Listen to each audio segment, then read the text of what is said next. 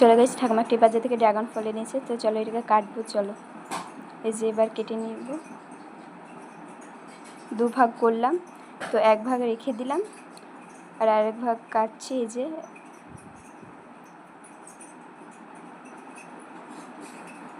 এটা রেখে দিব।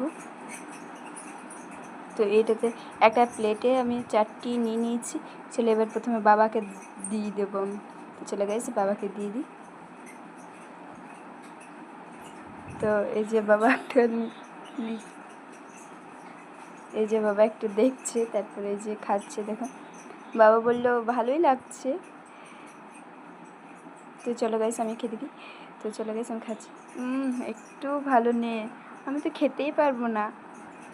তো যাই হোক বাবা বললো খেয়ে নে, এটা কী করবে, নষ্ট করবে, ওই জন্য আমি খেতেই পাচ্ছি না। কত কষ্ট করে খাচ্ছি, তো কত কষ্ট করে খেয়ে শেষ হয়ে গেলো। চলো গাইস চোখাটা ছাগলকে দিয়ে দিলাম, তারপর হাতটা ধুয়ে নিলাম। তো একটুও ভালো লাগেনি। তো দেখো গাইস আমার জিভটা লাল হয়ে গেছে।